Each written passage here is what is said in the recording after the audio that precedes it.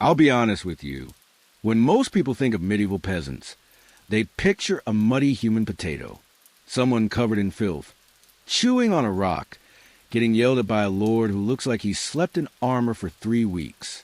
And of course, the peasant is starving, miserable, and probably has only one tooth left, shaped like a Dorito. That's the stereotype. But it's not the full story. As I dug into this topic, I started realizing something strange. Medieval peasants weren't walking around crying all day. They weren't stuck in a permanent, "Oh no, my lord stole my cow" moment. Their lives were busy, sure, but they were also full of community, small joys, and the kind of drama that would make a modern HOA board blush. Let's break down the biggest myths. Myth number 1. Peasants were always dirty. Look, nobody was taking 3 showers a week. Soap wasn't exactly trending. But peasants did care about cleanliness. They washed their hands and faces daily. Because when you're dealing with animals and food, being filthy can literally end your week. Rivers, streams, and public bathhouses existed. So no, they weren't walking stink bombs. Myth number 2. They were constantly starving. This one depends on when and where. Yes, during famines, things got ugly. But most seasons, peasants had bread, grains, veggies from the garden, ale, sometimes cheese, and if you were lucky, meat on Sunday. Was it Michelin-star food? No, but they weren't eating dust sandwiches either. Myth number 3. Peasants worked the fields every waking hour, like medieval zombies programmed to pick wheat. Actually, their workload changed a lot depending on the season. Spring and fall were crazy busy, but winter? Winter was chill season. Time for maintenance, crafts, repairs, gossip, and staying warm by the fire. Imagine vacation, but your boss is snow.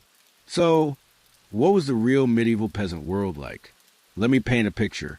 Imagine living in a small village where you know every single person. You grew up with them. You annoy them. They annoy you. But you all depend on each other. When someone needs help building a roof, people show up. When there's a feast, everyone eats. When the church bells ring, you walk outside because something interesting is definitely happening. Maybe someone got married. Maybe someone got in trouble for stealing a chicken.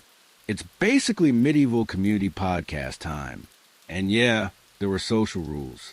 Lords, churches, taxes. But peasants weren't constantly being crushed under a boot. They negotiated, complained, pushed back, and sometimes completely ignored the rules when nobody was watching. Insert dramatic wink. Things also varied a ton by region. A peasant in France had a different life from one in England or Poland. Climate mattered. Soil mattered. Culture mattered. And if you lived near a forest or coast, your daily routine looked different. Some peasants fished. Some chopped wood. Some brewed ale so strong it could stun a camel. Then there's seasonal life. Summer meant farming late into the evening. Winter meant long nights, warm fires, spinning wool, telling stories, and maybe a cheeky drink or two. Nature was basically the medieval boss. Gender mattered too. Men and women worked different tasks, sometimes together. Women didn't just sit inside like NPCs. They brewed, cooked, gardened, milked, sold goods, raised kids, and sometimes even helped in the fields. Medieval multitasking was brutal. Age played a part. Kids worked early, but not like tiny office workers. They chased birds away from crops, collected firewood, fetched water, helped with animals, and learned the skills they needed. And teenagers? They had energy for everything. Farming, chores, flirting behind the barn, the important things. Now, I need you to erase the idea that peasants had no fun, because, oh man, they partied. Feasts, saints' days, dances, wrestling matches, drinking games. The medieval calendar was stuffed with holidays. Imagine telling your boss today, "Sorry, can't work. It's St. Pumpkin Day Eve." Medieval peasants lived for these events. They were the social glue. Life wasn't paradise. There were taxes, diseases, and occasional cow-related disaster. But it wasn't permanent suffering either. Most peasants weren't dreaming of overthrowing their lord. They wanted a good harvest, healthy kids, maybe a pig, and the occasional party where nobody gets arrested by the church again. As I learned all this, something hit me. Their daily schedule looks strangely familiar. Wake up, eat something simple, work, chat with neighbors, worry about bills, complain about rules, go relax, sleep, repeat. Remove the smartphone and boom, medieval daily routine. So here's our mission in this video. Not to romanticize everything, but to show what peasant life actually felt like. Busy, community heavy, sometimes stressful, sometimes joyful, and way more human than the muddy potato stereotype we're used to. Stick with me, because once you see how peasants really lived, you might realize something wild. They weren't surviving. They were living that, I'll be honest. The medieval morning hits different. And by different, I mean cold, smoky, and loud. Forget soft alarms and phone screens.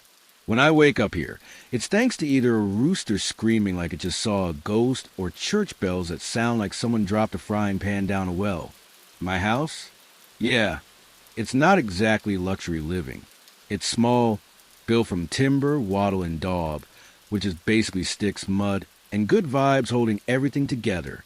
The roof is thatched reed. It stops rain well enough, as long as you don't mind bits of straw falling into your hair while you sleep. Walls are rough, thick, and kind of always smell like smoke. But hey, at least the wind doesn't slap me in the face while I'm dreaming. Warmth is a special kind of challenge. There's no heater, and insulation is basically hope. We all huddle in one room, sometimes two if the house is fancy. Beds? Picture wooden frames stuffed with straw mattresses. It's like sleeping on a crunchy bag of chips. We lay on wool blankets, maybe furs if we're lucky. But you do wake up with straw poking you in places straw should not be. Now, here's something that shakes a lot of people. The first person awake isn't always the man of the house. Most mornings, it's the wife or older daughter who gets up first. She knows the fire needs reviving before the house turns into a freezer box. If the fire went out during the night, we're in trouble. Nobody here wants to start rubbing sticks at 5 a.m. like a prehistoric workout. So there I am, rubbing sleep from my eyes, listening to the soft cluck of chickens outside. I can hear pigs snorting and maybe the cows shifting around. Animals wake earlier than people, and when they wake, they want breakfast. When the animals want breakfast, they tell you loudly. Before sunrise, the house smells like stale smoke, wool, and something earthy. Not gross, just farm-flavored. Sounds? Soft footsteps. Maybe a baby grumbling, and someone shifting the bed straw, because it pokes like medieval acupuncture. Then breakfast prep begins. The bread dough we mixed last night needs attention. Medieval bread isn't quick. It's a whole event. We knead, shape, and get it ready for baking. Sometimes we bake at home. Sometimes we take it to the village oven, so we don't burn the house down. Smoke alarm? That's just neighbors yelling, "Hey, your roof's on fire." Meanwhile, I head outside to feed the hens, cattle, and pigs. Chickens swarm my legs like feathered piranhas. The pig grunts impatiently, judging my speed. Cows? They act like royalty waiting for servants. And the smell? Let's say it wakes you up faster than coffee. Starting the fire indoors is a big deal. Fire is warmth, cooking, light, everything. We use old coals from the day before, blow on them, add dry kindling, pray, and boom. Hopefully. Sometimes you cough a lung out in the smoke, but that's part of the fun. If you fail, you're borrowing fire from a neighbor, which is medieval embarrassment. Seasonal differences really matter here. In summer, we wake up early because the sun decides to show up at 4:30 a.m. like an overachiever. Days are long, and work starts as soon as your eyes open. Fields won't farm themselves. But winter? Winter is a different vibe. Sunrise drags its feet, so you sleep longer. But don't get excited. The cold feels like someone slapped you with an ice blanket. Winter mornings mean repairing tools, mending clothes, prepping wool, and doing anything you can indoors. Outside, frostbites. Your breath hangs in the air like a sad ghost. You also hear everything more clearly in winter. The crack of wood, the wind squeezing through every crack in the wall, the shuffle of animals still sleepy and confused. It feels peaceful until the rooster loses his mind. In summer, mornings smell like dew, earth, and wood ash. Chickens cluck happy little gossip. Kids yawn and rub their eyes. Someone outside is already talking trash about someone else's cow.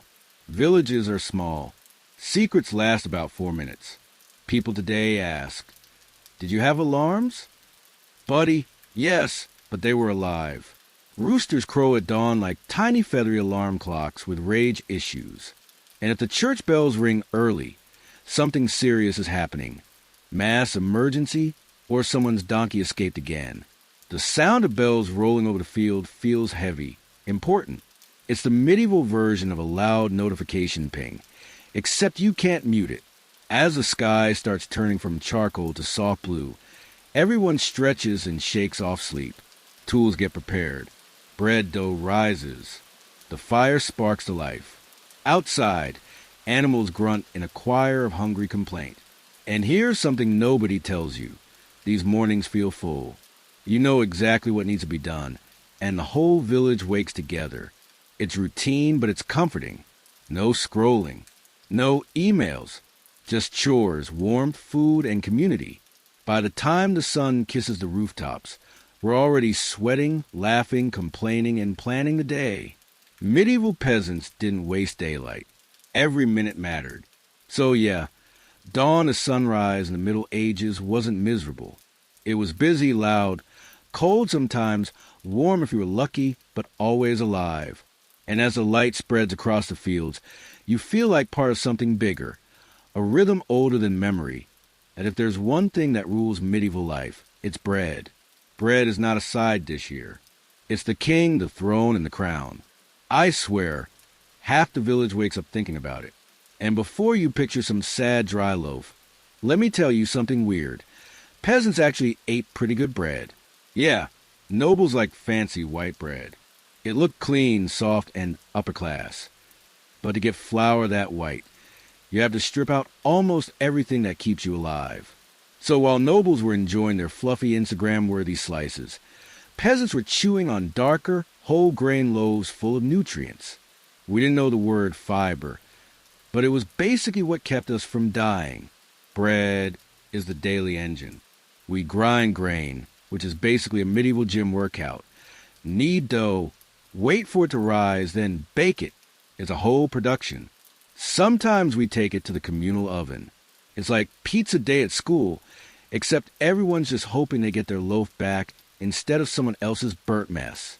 But bread alone won't fill a hungry medieval belly. That's where pottage comes in.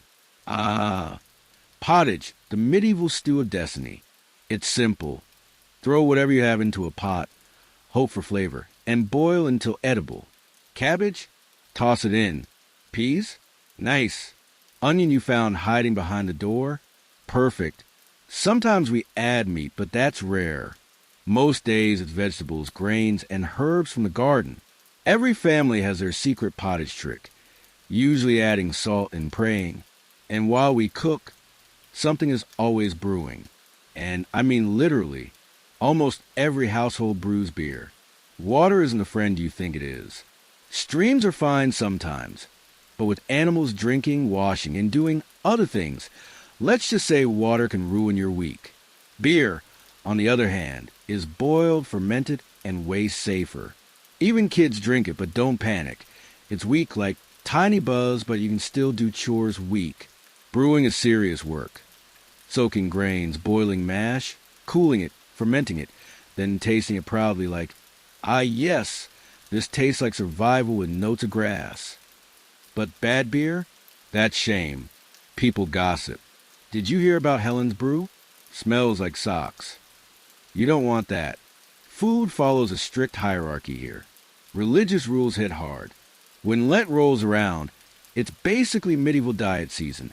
No meat, simple meals, a lot more vegetables and fish. People complain, But everyone does it. The church watches closely. You don't want to get caught sneaking bacon. That's a crime against heaven and breakfast. But then there are feast days, and oh boy, feast days are chaos. Chickens are roasted, pies appear like magic, ale flows, bread is endless. Even poor families eat like kings. Music, dancing, gossip, laughter. It's like someone turned the volume of life up to max. Holidays are the medieval version of forgetting all responsibility for 5 minutes. Between all that, we go to the market. Market day is like social media, but louder, smellier, and way more personal. Stalls pop up. People yell prices. Chickens run around like they're late for work. There's trading, haggling, bargaining, and bragging. You bring eggs, butter, maybe a jar of honey. You trade them for someone to fix your cloak, patch your boots, sharpen your tools, or give you better thread. Money exists, but trades are common. You fix my shirt, I give you 4 eggs and 1 loaf. It's old school economics. By the end of the day, your pockets are lighter, your basket is full, and you know, once again, that Margaret is still talking trash about her neighbor's goose. Food connects everything. Bread brings a family together. Pottage keeps you going. Brewing keeps everyone alive and slightly happier. Feasts bond the community. Market day keeps everyone dressed and supplied. And don't forget, seasons change everything. Early spring, food is tight. Last year's grains are low. Vegetables are sad. And you're staring into your bowl, hoping more flavor appears. Summer and fall, the world explodes with food, berries, beans, grains, herbs. Winter, well, winter is potato and prey season.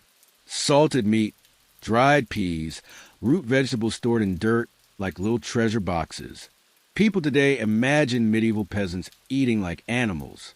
But honestly, we eat what we grow, what we bake, and what we brew. It's not fancy, but it's real. And when you sit by the fire with warm bread, good ale, and pottage bubbling, life doesn't feel miserable. It feels like you belong. Food here isn't just fuel. It's culture, taste, tradition, and sometimes a tiny break from the long work ahead. And while nobles feast on exotic nonsense, we peasants know the truth. Good bread, hot stew, and homemade beer can make any day feel like it's worth waking up for. If you want to know where medieval peasants spend most of their time, follow the dirt. Because every day, just after the sun slides up, we're heading into the fields. Fields are our office, gym, drama center, and social club all at once. And trust me, there's always something happening out there. The work changes with the season, but the big 4 never go away. Plowing, sowing, weeding, and harvesting. When we plow, we drag a heavy wooden plow through the soil to break it open. It looks simple until you try it. The dirt fights back. Stubborn soil clumps cling like medieval glue. Your arms feel like they've been wrestling a cow. And sometimes they have. Sowing comes next. We walk up and down the field, throwing seed by hand, trying to spread them evenly. There's a small art to it. 2 close together, and the plants fight like siblings. Too far apart, and you're wasting space. We make it look casual, but really, everyone's judging your seed throwing style like it's a sport. Then comes weeding. Oh boy, endless kneeling and pulling tiny green monsters out of ground. You bend over so long that your back begins to communicate in angry whispers. But it has to be done. Weeds steal food from the crops, and we can't let that happen. Harvesting is the big one. It's sweaty, loud, and full of action. Everyone joins. Men, women, teenagers, grandparents who pretend they're still young. We cut grain with sickles, gather bundles, tie them up, and drag them home. It's exhausting, but also exciting. The whole year depends on this moment. And when we stack the grain, we feel like champions. Now let's talk tools. Most peasants have simple gear. Wooden hoes, sickles, spades. They do the job, but they're nothing fancy. Metal is expensive, so we take good care of anything with an iron edge. Some of the bigger tools, big plows, carts, belong to the Lord. If we want to use them, we have to ask nicely and promise to not break anything. And if we break something, well, we do not speak of such tragedy. Communal farming sounds complicated, but it's basically teamwork on a huge scale. Villages share large open fields, divided into strips. Each family gets a strip or two to farm. It keeps everything fair, and everyone helps each other. Nobody wants to be the reason the village starves. Crop rotation is our secret weapon. One year, grain. Next year, beans or peas. Then maybe we wrestle land. It sounds fancy, but we learn the hard way. Plant the same thing every year, and the soil becomes sad. Sad soil means sad bread. Nobody wants that. Animals are the true heroes here. Oxen are our medieval tractors. Slow, steady, powerful. They pull plows like they were born for it. Horses? Sure, they look cool, but oxen are cheaper, calmer, and easier to feed. Horses are for nobles who want to show off and pretend they're in a medieval fashion show. Even with all this work, it's not constant torture like people think. We take breaks. A lot of them. Not because we're lazy, but because nature forces us. When it rains, too muddy. When it's too hot, we hide in the shade before we melt like butter. We chat, tell stories, sip ale, complain about taxes, gossip about neighbors. Did you hear about Oswald's pigs again? Everyone has something to say. Meals happen right there in the field sometimes. We bring bread, cheese, maybe some cold pottage, and share. You sit on the grass, stretch your legs, and feel the wind. It's actually kind of peaceful. Not bad for a life people swear was pure misery. Kids run around helping by chasing birds away from the grain. They take it seriously. Little human scarecrows waving arms like they're fighting invisible dragons. It's adorable and surprisingly effective. And teamwork? It's everything. One person can't harvest a whole strip in time, but 10 people can finish it before lunch. So we help each other. Today we work your strip. Tomorrow we work mine. That's how the village survives. There's also this unwritten rule. Nobody works quiet. Silence means trouble. Instead, we talk loudly, laugh, tease each other, sing songs that definitely aren't radio-friendly, and argue about which crop looks best this year. When someone swings a sickle awkwardly, we all notice, and we never let them forget it. At the end of the day, clothes are dusty, arms are tired, and sweat is everywhere. But the field looks beautiful. Straight rows, tidy bundles, green growing strong. It's weird how satisfying dirt can be. People today imagine peasants working like robots. No rest, no joy. But honestly, the field is where we bond. We complain together. We celebrate together. We protect our land together. This isn't just work. It's life. And when the sun starts to drop and we drag our tools home, the field glows gold. Birds settle down. Cows moo their last opinions. And we head back tired but proud. This land feeds us. It's hard, dirty, sweaty work. But it's ours. And out here, under the open sky, surrounded by friends, gossip, and bread waiting at home, it's not such a bad life. People today think medieval peasants spent every single minute farming until they collapsed. But that's only half the story. Sure, the fields are important. But when the crops don't need us, we don't just stare at the dirt waiting for inspiration. We make things, fix things, sell things. Honestly, peasants are kind of the original multi-skill freelancers. Take me, for example. When I'm not in the fields, I'm usually helping with carpentry. Something is always breaking in this village. A roof leaks, a fence falls, a cart will decide to give up on life. I grab my tools, tighten this, patch that, replace a board, and suddenly someone owes me a loaf of bread. Medieval payment is delicious. Carpentry is everywhere. Doors, stools, barns, tables. If it's wood, someone built it, and if it's wood and crooked, someone else built it. Then there's weaving. People imagine peasants walking around wrapped in potato sacks. Let me shock you. We actually make pretty decent clothing.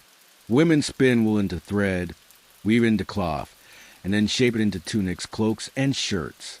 It's slow work, and your arms pay the price. But that moment when you feel warm in the winter, pure joy.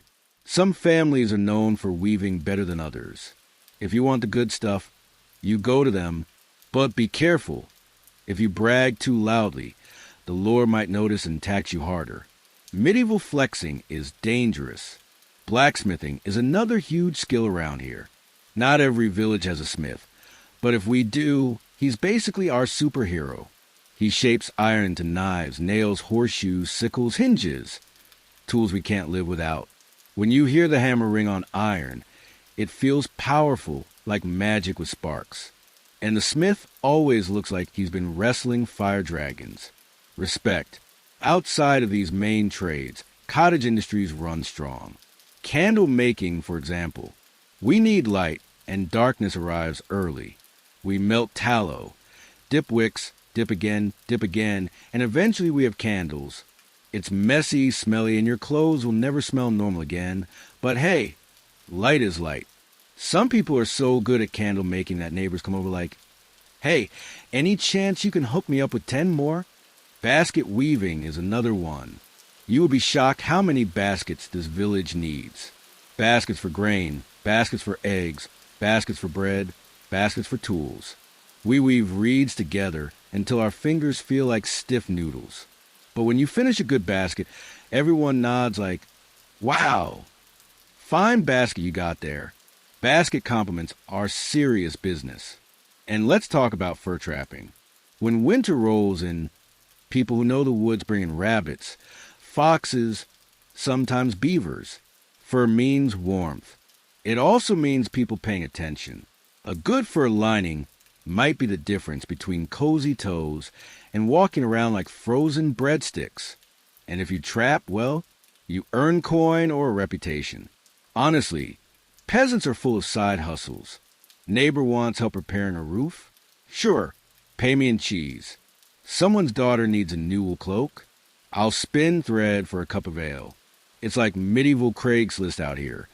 Trade everything, pay with anything. But now, let's talk ale. Brewing isn't just something we do for ourselves. Sometimes your batch turns out so good that neighbors start knocking on your door like you're running a medieval bar. Just a little jug, they say, for a small coin. And boom, you're suddenly part of a huge, unofficial business. Ale is the safest drink we have. Water is a gamble.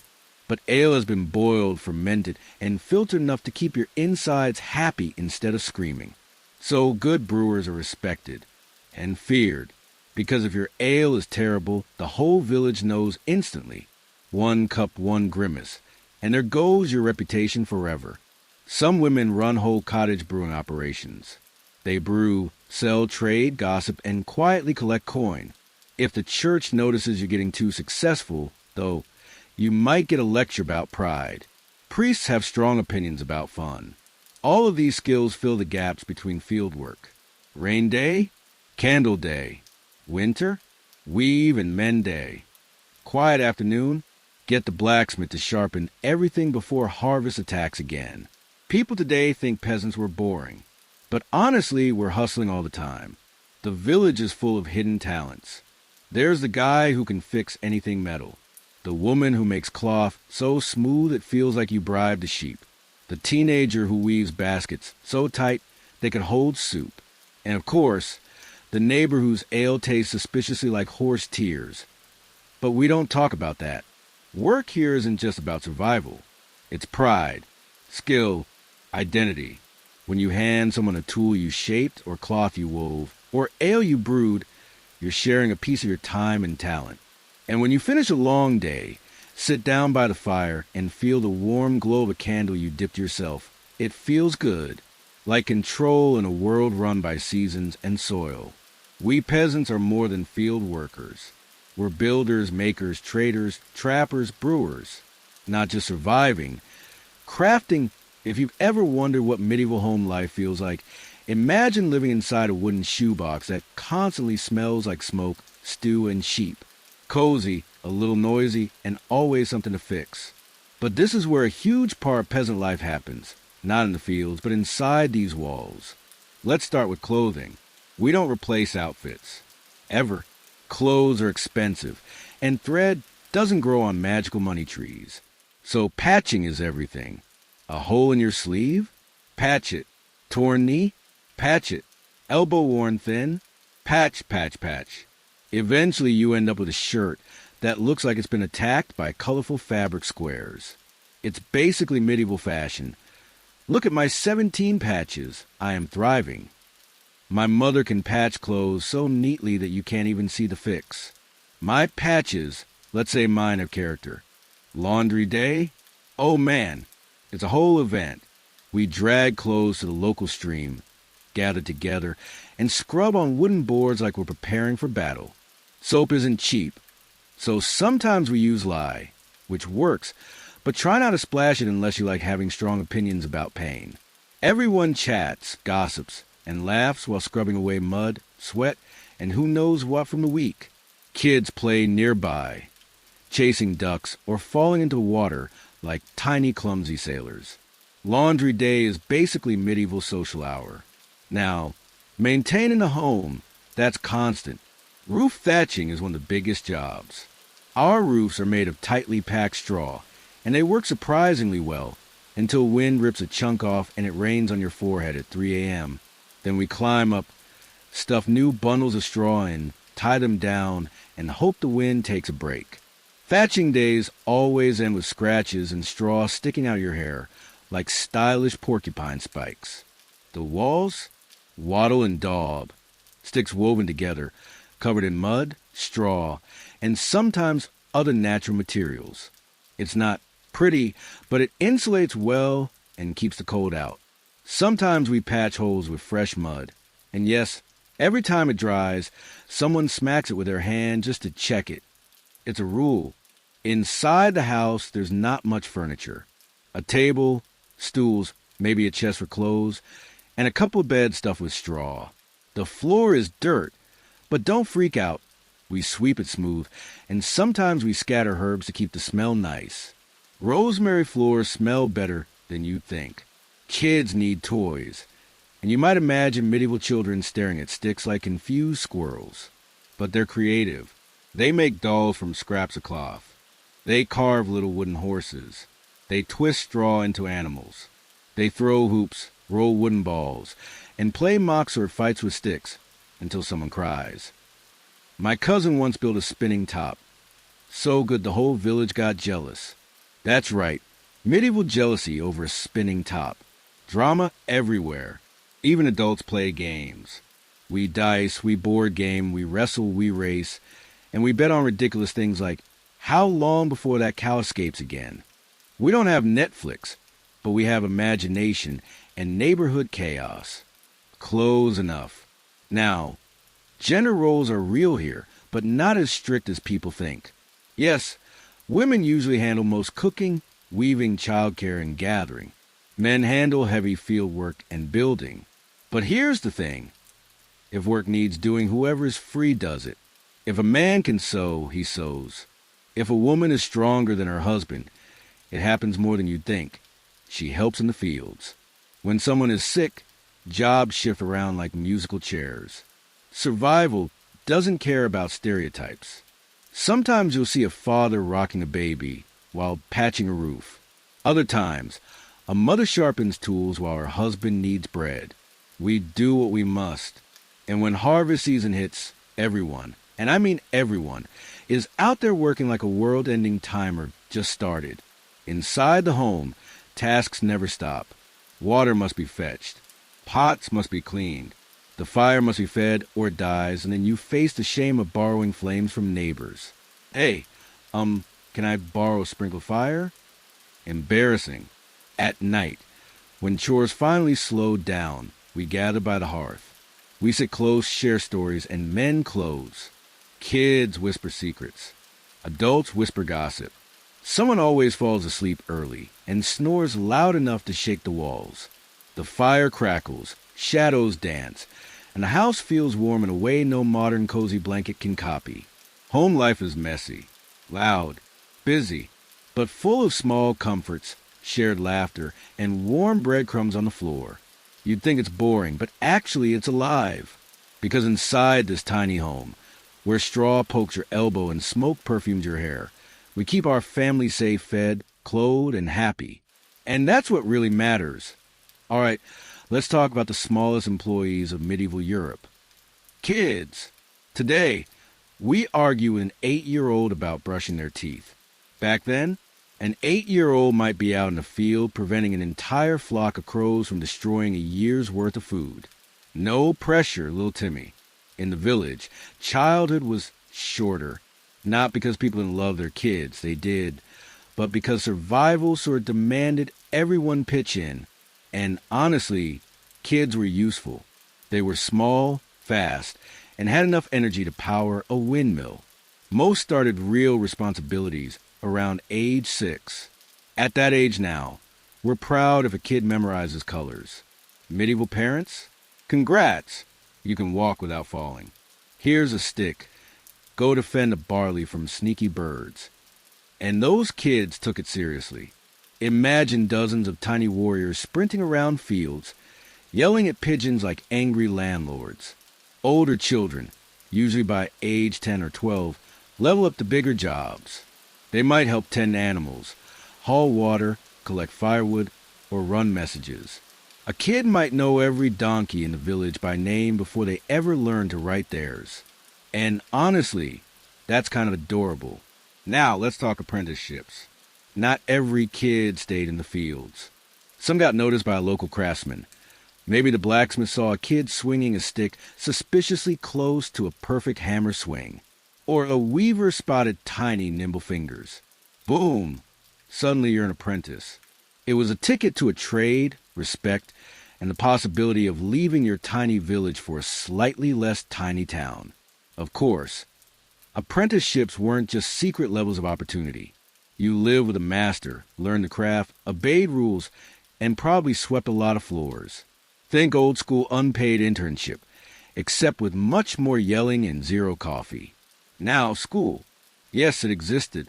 Not Hogwarts, but basic church or monastery schooling. Reading, writing, and scripture. It wasn't super common, though. School usually cost time, and time was money or food or warmth. So most kids learn practical stuff at home. How to bake bread, patch clothes, or avoid the angry goose that everyone somehow feared more than the Lord's tax collector. Still, some villages had clever kids who picked up letters, numbers, and maybe even Latin. Imagine being the only literate kid. Instant bragging rights. I can write my name, and yours. Mic drop, medieval style. Now here's something modern people miss. Seasonal life meant seasonal childhood. Summers were intense. Days lasted forever. Crops needed constant love. Animals needed care, and every hand, big or tiny, mattered. Kids spent long days in the sun shoeing livestock, fetching water, or helping mom roast barley for next week's ale. But winter? Winter was the medieval version of school break.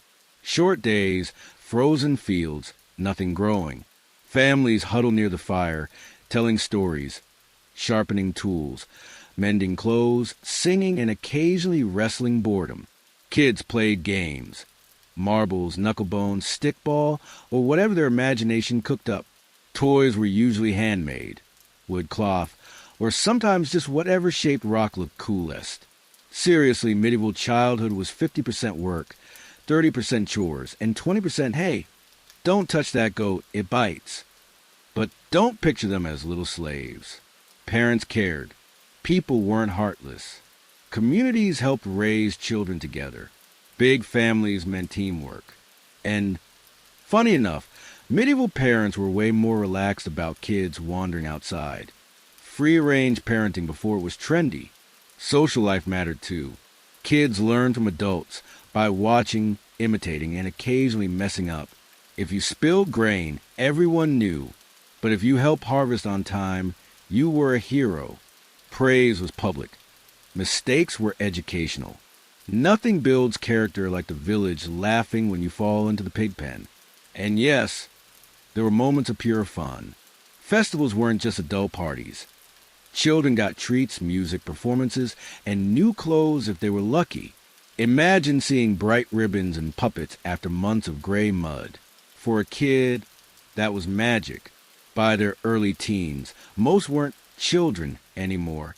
They were workers, helpers, apprentices, sometimes even married. Honestly, life hit the fast-forward button around age 14. One day you're chasing chickens.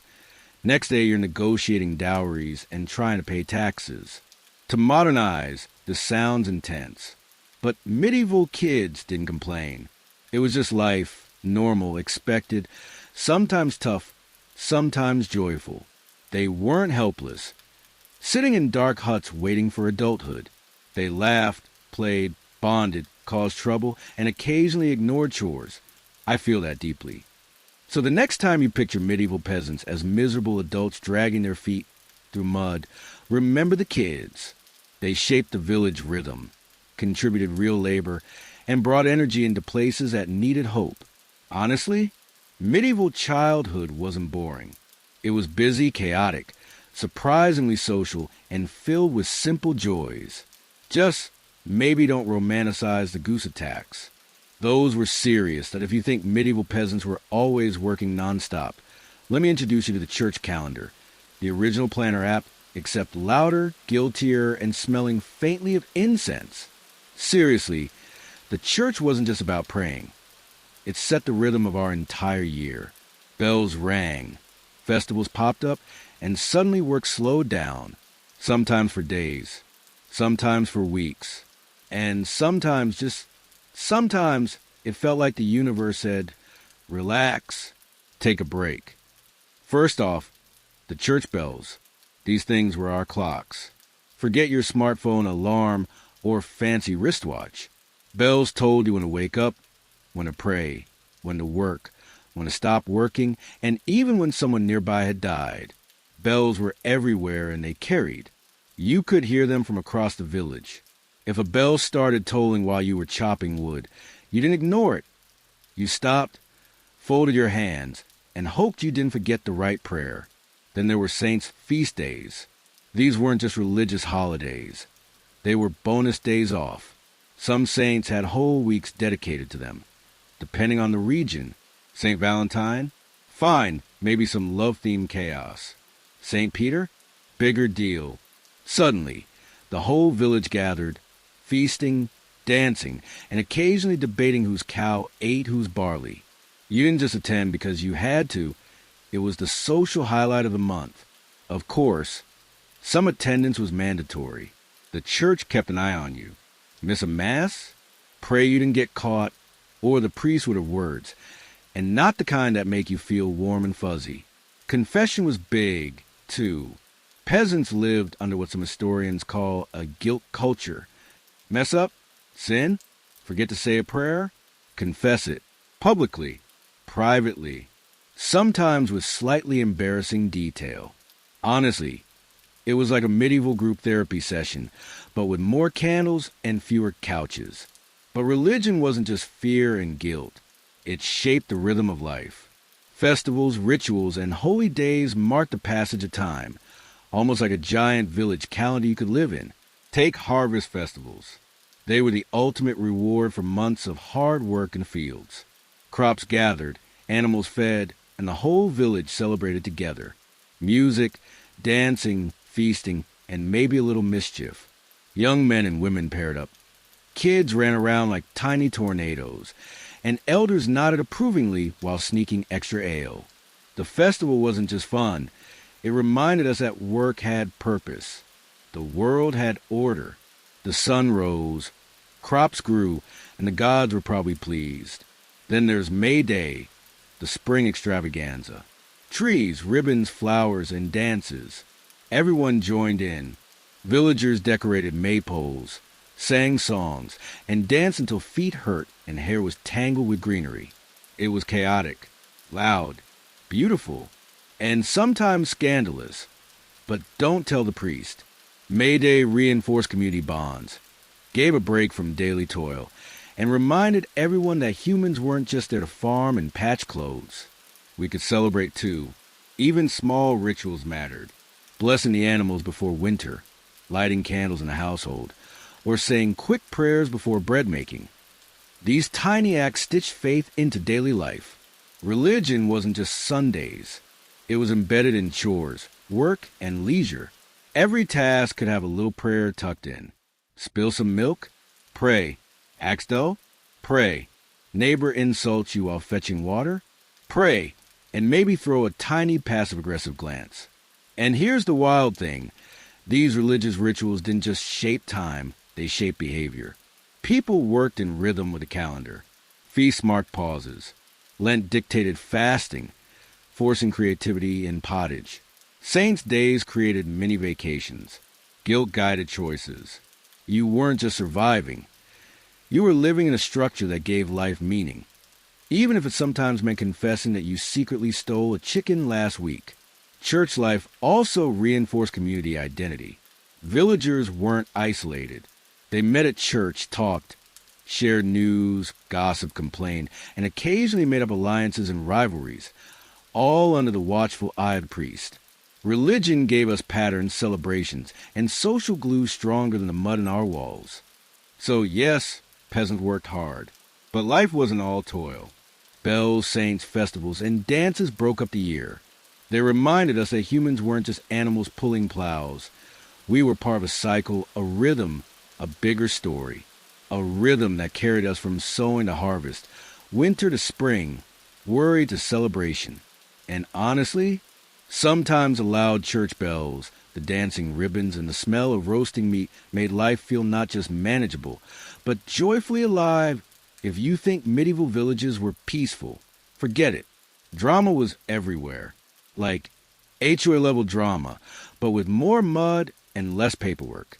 And honestly, gossip was the real currency of survival. Knowing who broke a rule, who owed who, and who had a temper like a dragon could save your life, or at least your goat. Let's start with gossip. Everyone knew everything about everyone, and if they didn't, someone made sure you did. Who let their pigs wander into your barley patch? Who was brewing ale without permission? Who sneaked extra bread from the communal oven? One whispered rumor could follow you like a shadow. And the funny part? People listened, laughed, shook heads, and sometimes plotted petty revenge. Trust me, it's the medieval version of group chat chaos, but louder and with pitchforks. Then there were manor courts. These were basically your HOA meetings, but with fines, judgments, and a lot more fear. Pigs wandering? That's a fine. Illegal brewing? Another fine. Borrowed timber without asking the Lord? Congratulations! You now owe 3 days' work and public shame. And yes, people came to court not just to face judgment, but to watch the chaos unfold. Think of it as a medieval version of reality TV. But everyone knows your business. Sometimes, the fines were small, just enough to sting. Other times, the Lord got creative. Your pigs ate my prized turnips. You must dig a trench while reciting 3 Hail Marys. Then give me a chicken as penance.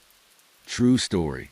The combination of embarrassment, work, and humiliation was basically the medieval HOA's you broke the rules system. Efficiency level, ruthless. Neighbor disputes were constant. Fences? Someone always claimed your fence leaned too far into their plot. Water access? Arguments about whose well gets priority lasted weeks. Land boundaries? Forget GPS. It was whoever had the memory, the stones, or the luckiest witness. And when disputes escalated, everyone got involved. Everyone. This is where gossip and court merged into full-on communal theater. Collective punishment was a thing, too. You think one person can sneak ale or let a pig roam. Nope. If the Lord wanted to make an example, the whole family, sometimes the whole street, shared the consequences. Maybe you all had to repair a fence together, dig drainage ditches, or pay a shared fine. Basically, one person's mischief could drag the neighborhood into misery. Think HOA rule-breaking emails, except you have pitchforks, mud, and a public audience. But here's the ironic part. All this drama actually made the village run smoother. Gossip kept people honest. Manor courts enforced rules. Neighbor disputes forced everyone to pay attention. Yes, sometimes it was petty, loud, and ridiculous, but without it, life would have been chaos for real. People learn fast. Keep your animals in check, ask before borrowing timber, and never, ever try to outbid the neighbors without a license. And yet, peasants still had fun with it. Arguments were loud, playful, and sometimes ridiculous. Imagine Mr. Oswald claiming his goat only crossed the fence for personal exercise, or someone sneaking into your woodpile and pretending it's a magical forest. We all laughed, rolled our eyes, and then maybe reported the incident to the manor court, just for extra excitement. It was community life at its finest, messy, nosy, and full of rules nobody really wanted but everyone needed. Rules weren't just for control. They were survival. If you ignored them, crops were eaten, tools vanished, fences fell, and arguments escalated. If you followed them, well, you still got to hear about everyone else failing spectacularly, which is basically entertainment. And let's be real, this is a part of peasant life that modern history often skips. We don't just wake up, farm, eat, and sleep. We watch, listen, gossip, negotiate, and sometimes scheme.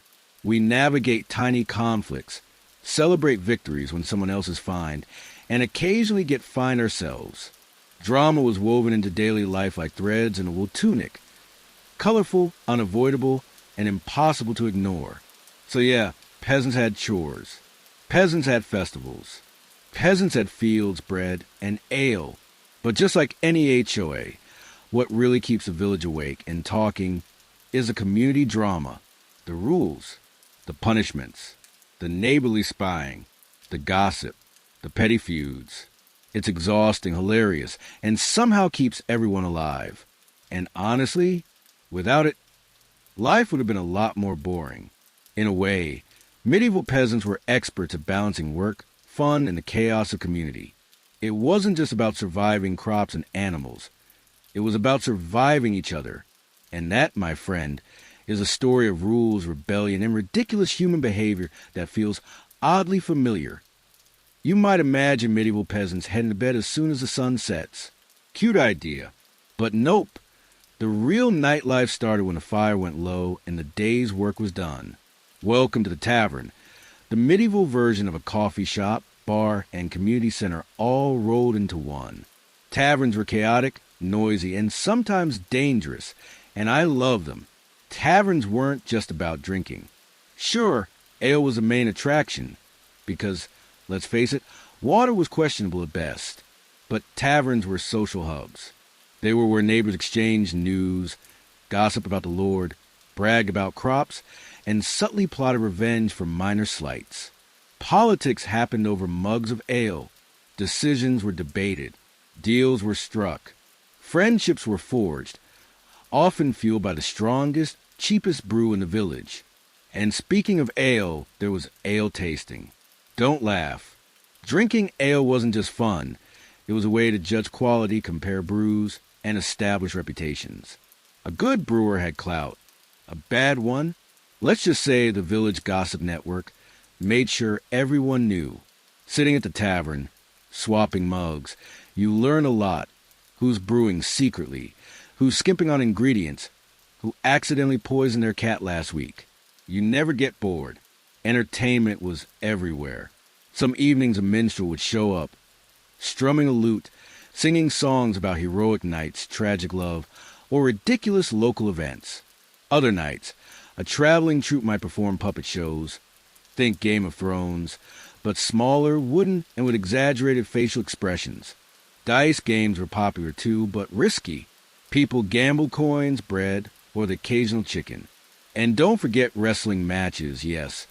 Grown adults rolling in mud, try and prove superiority. Taverns were loud, messy, and endlessly amusing. But here's the twist. Taverns were also hotbeds of secret rule-breaking. Everyone knew it, and nobody was really innocent. Poaching deer? Big deal. Punishable by death. Yet the thrill of sneaking into the woods at night, stalking a deer, and maybe sneaking a few rabbits back to the village, irresistible. It's like the medieval version of breaking HOA rules. Exciting, forbidden, and gossip-worthy if you got caught. Even collecting dead would illegally counted as rebellion. Lords wanted their forests preserved, and cutting a few branches without permission was technically a crime. But everyone did it. Everyone. A little firewood for the hearth, A tiny bundle for candle making, worth the risk. And if someone got caught, drama ensued, and tavern talk was relentless for weeks. Did you hear about Gerard? 3 nights in jail for a pile of sticks. Everyone laughed, shook their heads, and probably did the same thing next week. Storytelling was the glue of it all. Villagers shared tales, exaggerated exploits, and whispered secrets. Some stories were cautionary. Don't touch the Lord's hay. Don't brew your ale too strong. Don't wander after dark. Other stories were purely entertaining. How someone's pig outsmarted the farmer, or the time a rooster interrupted the priest mid-sermon. Stories built bonds, reinforced rules, and reminded everyone that life was chaotic, dangerous, and hilarious all at once. At night, the tavern felt alive. Ale mugs clanked. Laughter bounced off timber walls. Dice hit wooden tables with a satisfying thunk, and outside, shadows of secret mischief moved silently through the village. Everyone was part of it. The workers, the kids old enough to sneak in, the elderly telling exaggerated tales, all spinning together like threads in a messy, warm, slightly tipsy tapestry. Nightlife reminded us that medieval life wasn't just about surviving the sun, the fields, or the Lord. It was about community, laughter, mischief, and occasionally bending the rules. The same village that shouted at you for letting pigs roam would cheer when you returned from poaching a deer or sneaking firewood. As long as you were clever about it, you lived. You laughed, you got caught sometimes, and then you laughed some more. So yes, peasant work hard. Fields, chores, crops, animals, all demanding attention. But when the sun dropped and the hearth flickered low, nightlife happened. And it wasn't boring. Taverns, storytelling, games, secret rule-breaking. It was a world alive with energy, danger, and a sense that if you played cleverly, the night was yours. Medieval nights weren't quiet. They weren't lonely.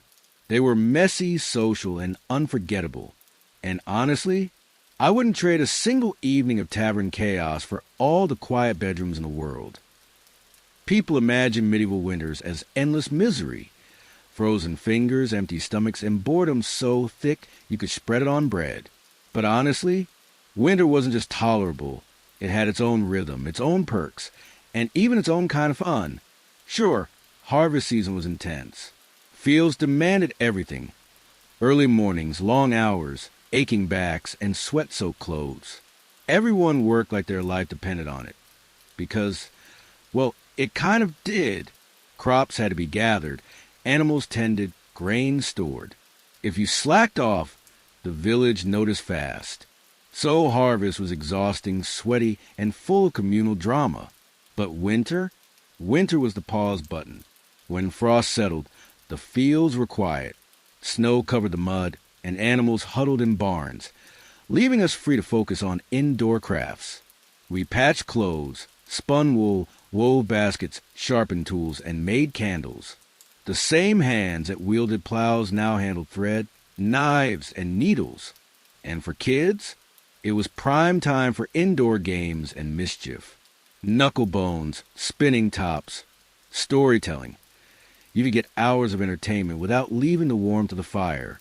Winter was also festival season. Christmas brought feasts, decorations, and a chance to relax after the long months of work. Houses smelled of roasted meat, baked pies, and sometimes something burnt because, well, cooking fires are tricky. Families and neighbors gathered. We sang songs, exchanged small gifts, and watched children run around with excitement that could melt the coldest heart. It wasn't all solemn worship. It was celebration. Epiphany followed, more feasting, games, and sometimes playful pranks. These festivals weren't just fun. They reminded everyone of community, faith, and why surviving the year mattered. Repairs were a big part winter, too. Thatched roofs needed patching before snow crushed them. Water walls occasionally cracked in frost.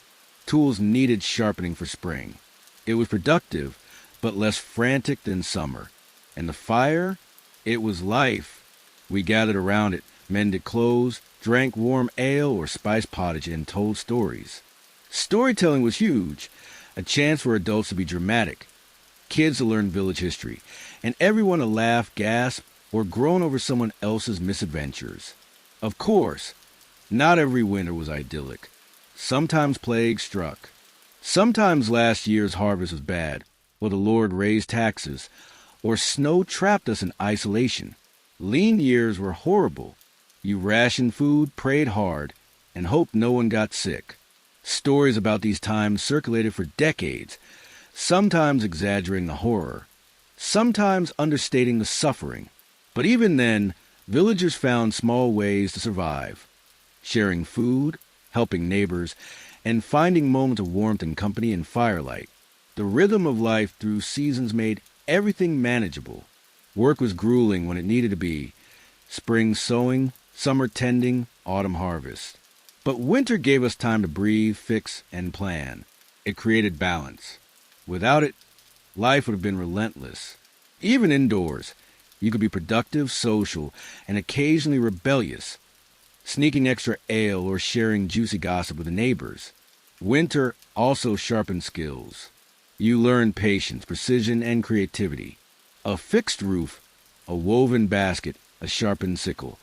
All small victories that built pride. Kids learned patience too, playing indoor games that required focus and imagination. Storytelling built knowledge, humor, and survival tips. Even boredom had its purpose. It forced reflection and strengthened the sense of community. So yes, medieval life had danger, hunger, and harsh weather. But winter itself wasn't misery incarnate. It was a season of relative calm, cozy interiors, storytelling, creativity, and celebration. Festivals brightened the darkness. Work filled the idle hours. And evenings by the fire made life feel surprisingly rich. Compared to harvest season intensity, winter was almost like a vacation, a pause that let everyone recharge for the busy months ahead. In short, peasants weren't slaves to the seasons. They lived with them, adapted, and even found joy in the cold months. Winter was just another part of life's rhythm. Harsh at times, yes, but also full of warmth, laughter, and small victories that made surviving the year worth it.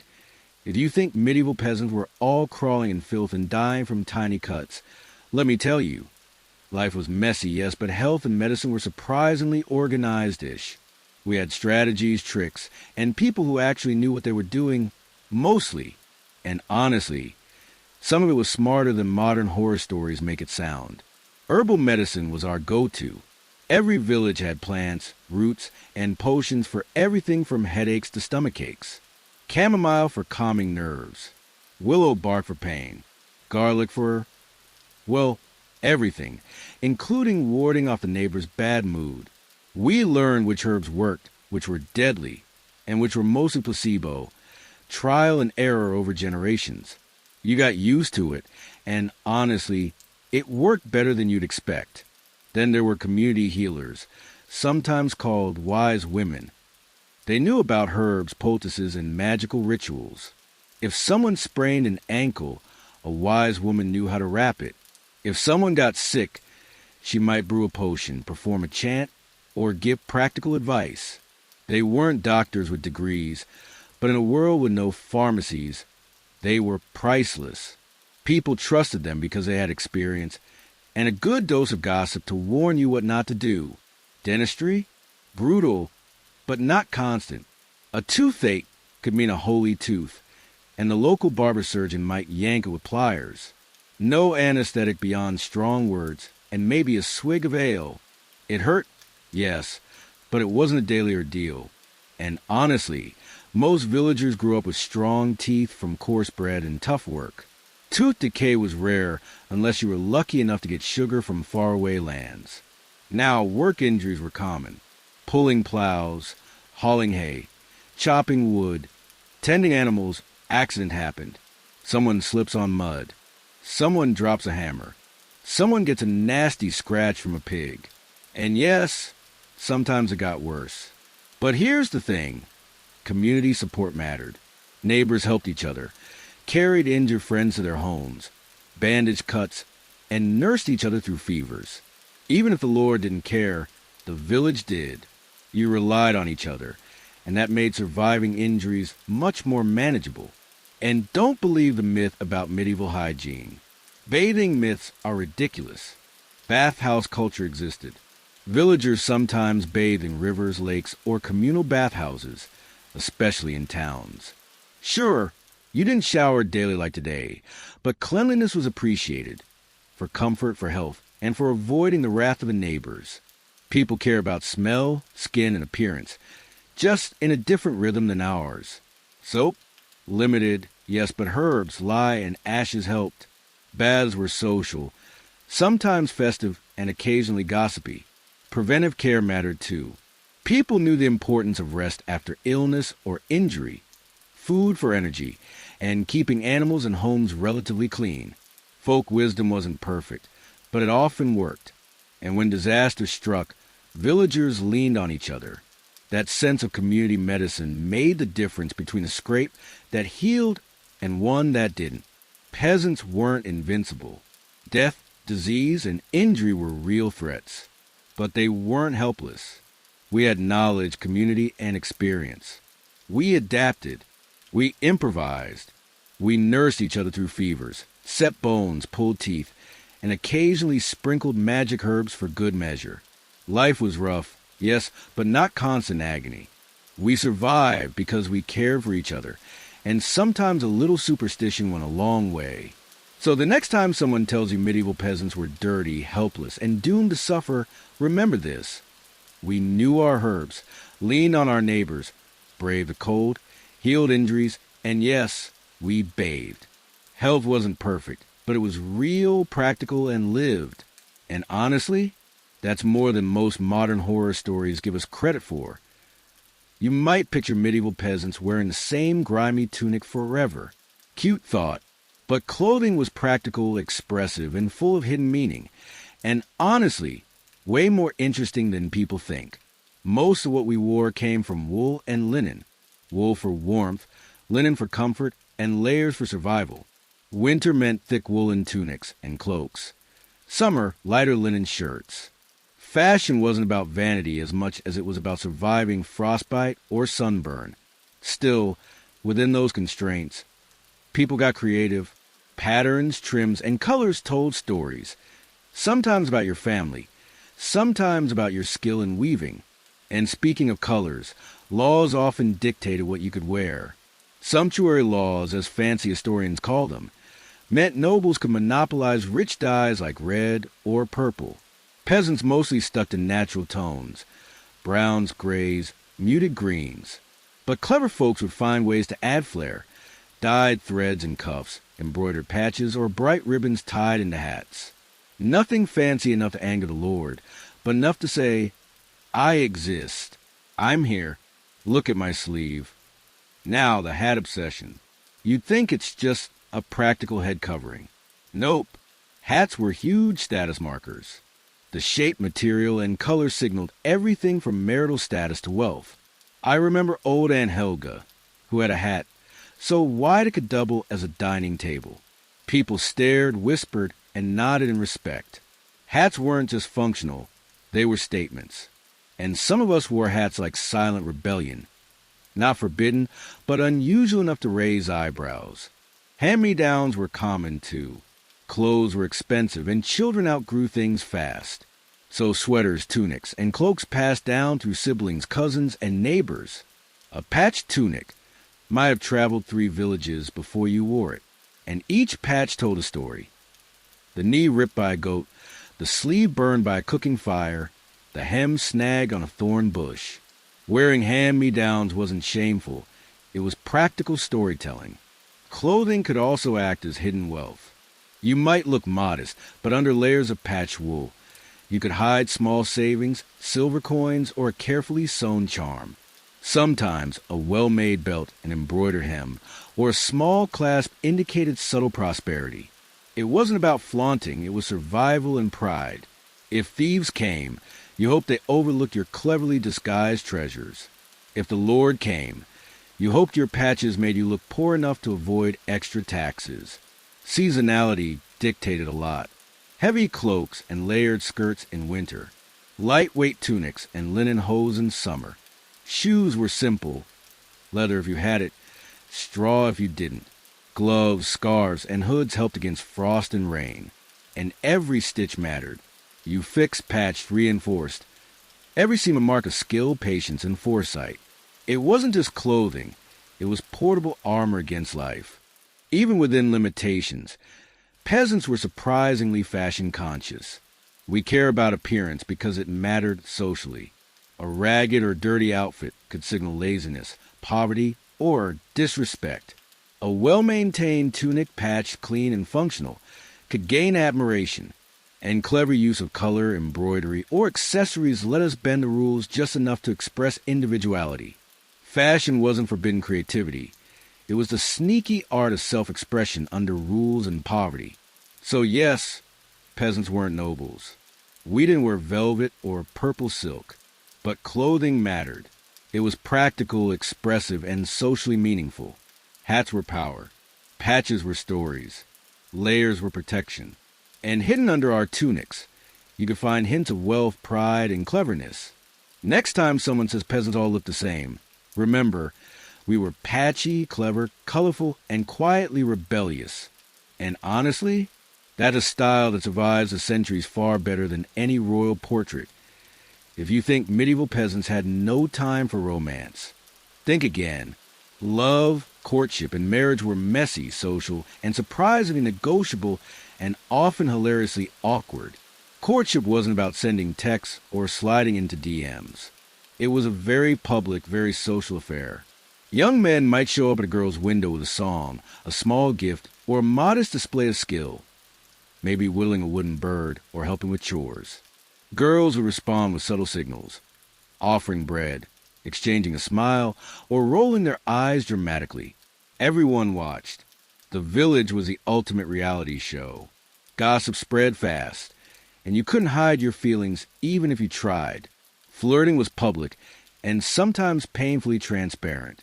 Marrying age? Forget the myths. Not everyone married at 12 or 13. In reality, most peasants married in their late teens or early 20s. Family consent mattered. But so did the couple's willingness. Surprisingly, consent wasn't optional. A forced marriage could cause chaos, rebellion, or at least serious gossip. People cared about love, or at least a functional partnership. You needed someone reliable to share work, meals, and children. Romance was practical, but it could also be fun, chaotic, and occasionally dramatic. Now, let's talk about privacy. Bedrooms rarely existed like we imagine. Families often shared rooms. Multiple children, parents, sometimes even extended family, slept in the same space. Privacy was minimal, so the idea of secret romantic rendezvous, creative imagination was required. Courting often happened outdoors, during chores, festivals, or under the guise of helping with work. Quick glances, whispered jokes, and small touches were the height of romance. You learned subtlety fast. Weddings were big village events, blending work, celebration, and gossip. The whole community got involved. There was food, lots of food, ale, even more ale, music, dancing, and sometimes games or contests. Everyone watched, everyone commented, and everyone pitched in. A wedding wasn't just a joining of two people. It was a communal project, a chance to bond, an excuse to party.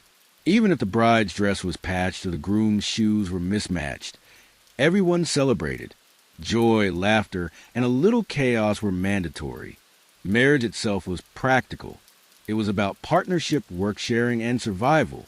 But that didn't mean love didn't exist. Couples learned affection in small moments.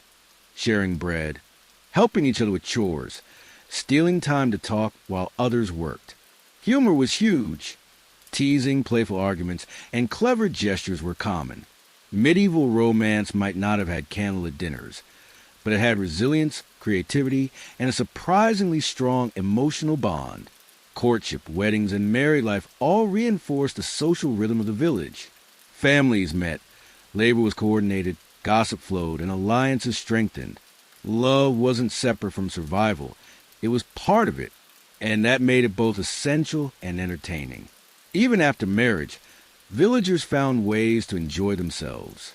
Singing, storytelling, dancing, and small acts of mischief continued. Life was hard, but love added warmth, laughter, and sometimes scandal. Everyone had an opinion, And everyone contributed to the stories that would be told for years. Weddings, flirtations, and partnerships became part of communal memory, shaping the rhythm of the village far more than any crop or tool. So, contrary to modern myths, peasants weren't emotionless work machines. They loved, laughed, flirted, and celebrated. Romance was messy, public practical, and often hilarious. From small gestures at the window to rowdy village weddings, peasants carved out moments of joy and connection, even in the middle of mud, chores, and looming winter. In the end, love wasn't luxurious, private, or dramatic like a noble court story. It was loud, communal, and real. And honestly, that made it way more memorable. The Lord. Everyone knows the Lord, right? The guy with a fancy hat, a big house, and a suspiciously smug smile. But living under a medieval lord wasn't just about eye-rolling at their feasts.